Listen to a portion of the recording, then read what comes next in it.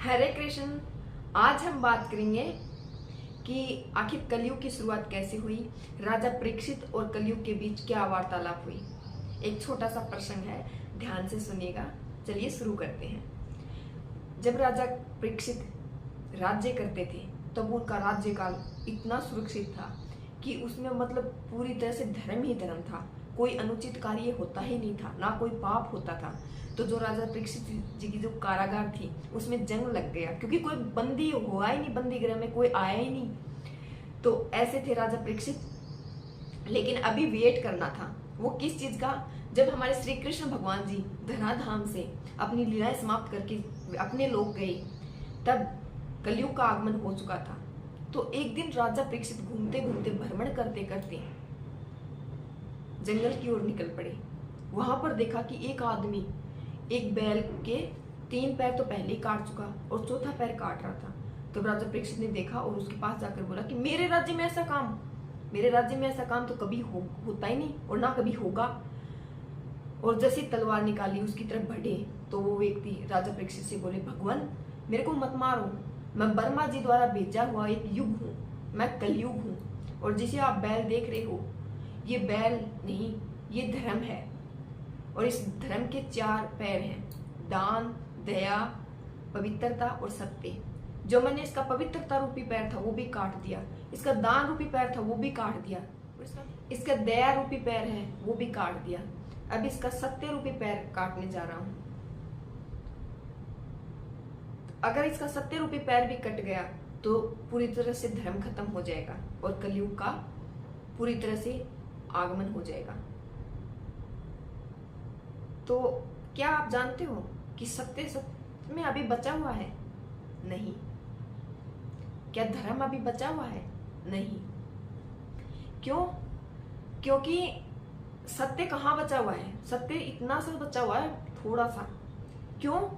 क्योंकि हम सत्य बोलते नहीं है, लेकिन जब हमारी बारी आती है सुनने की तब हम सत्य ही सुनना चाहते हैं। तो सत्य बचा कहाँ है? धर्म बचा कहाँ है? तब राजा परीक्षित बोले, ये तो घोर अनर्थ है, मैं तेरे को मेरे इस राज्य में नहीं रहने दूंगा। तो कलयुग बोला कि आप इस पृथ्वी के राजा हैं, एक छतर राजा हैं, तो मैं कहाँ जाऊंगा? अब मेरी बारी है। सतयुग, सतयुग के बाद त्रेता युग, त्रेता युग के बाद द्वापर युग, द्वापर युग के बाद कलयुग, अब मेरी बारी है। तो मैं तो पृथ्वी लोक पर ही रहूंगा, लेकिन आपकी एक विडंबना दूर कर दूंगा। तब राजा परीक्षित बोले, क्या? कि आप मेरे को कोई 5 ऐसे स्थान दे दो, मैं वहीं पर वास करूंगा। लेकिन देखना फिर भी ये लोग मेरे पास आएंगे, मैं इनके पास नहीं जाऊंगा पर ये मेरे पास आएंगे। तो राजा परीक्षित जी ने कलयुग को 5 स्थान। एक तो जुआ, जुए में कलयुग का वास है। जुआ क्या है आखिर? आप जुए को समझते हैं क्या है? पहले लोग गांव में ना ऐसे ताश खेलते थे, तो वो 10 रुपए 20 रुपए लगा के खेल लेते थे, वो भी जुआ था, लेकिन वो छोटा जुआ था। और आज का जुआ क्या है? आज लोग अलग ही तरीके से जुआ खेलते हैं, जिसको सट्टा बोलते हैं, कुछ और बोलते हैं, वो अलग है। लेकिन एक चीज बताओ कि जुए में कलयुग का वास क्यों है? जुए में कलयुग का वास इसलिए है, जो जुए में आप धन लगाते हो वो आपकी तरफ से तो धन है, लेकिन वो आध्यात्मिक रूप से लक्ष्मी है, और लक्ष्मी हमारी माँ है, श्री विष्णु भगवान जी की पत्नी है। तो अगर कोई जुए में अपनी माँ को या भगवान की पत्नी को कोई लगाएगा तो क्या वो खुश रह पाएगा? कभी नहीं रह पाएगा।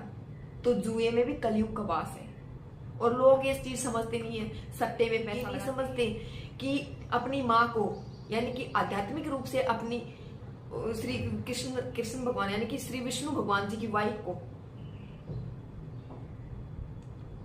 विष्णु भगवान जी की वाइफ को किस में लगा रहे हैं? सट्टे में लगा रहे हैं। तो ये कलयुग का वास है। दूसरा कलयुग को स्थान दिया मदिरा का। खान पान, मतलब जो भी नशे पत्ते करते हैं उसका, जैसे कोई सिगरेट पीता है, कोई बीड़ी पीता है, कोई तंबाकू खाता है, कोई ड्रग्स लेता है, ये सब चीजें जो नशे पत्ते वाली चीजें हैं उनमें कलयुग का वास है। जो मांस मदिरा सब कुछ करता है उसमें कलयुग का वास है।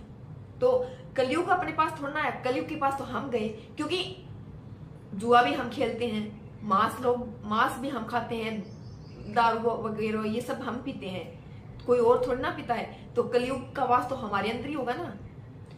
तीसरा, जो पराई स्त्री, शादी के बाद अगर कोई पराये पुरुष या पराई स्त्री के साथ संबंध रखता है उसमें भी कलयुग का वास है। चौथा, हिंसा, कलेश, जैसे घर में कलेश होती है, बाहर कलेश होती है, ऐसे तो लोग अपने ध्यान में मगन रहेंगे, लेकिन जब भी कहीं पे भी ऐसी कोई चीज देखेंगे, जैसे कोई लड़ाई है, कोई कुछ भी है, तो भागकर उसकी तरफ जाएंगे और उसमें ना कुछ बोलने की बजाय नहीं उसका आनंद लेंगे, वो एक हिंसा है।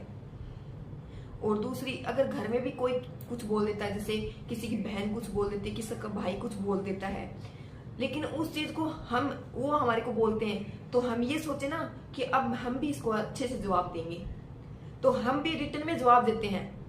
उसको ऐसे नहीं सोचते जाने दें, नहीं, रिटर्न में जवाब देते हैं। रिटर्न में जवाब देंगे तो लड़ाई ज्यादा होगी, कलेश पैदा होगा, कलेश पैदा होगा तो कलयुग का वास होगा। हमारा स्वभाव क्या होना चाहिए? जल जैसा होना चाहिए, पानी जैसा होना चाहिए, ना कि अग्नि जैसा।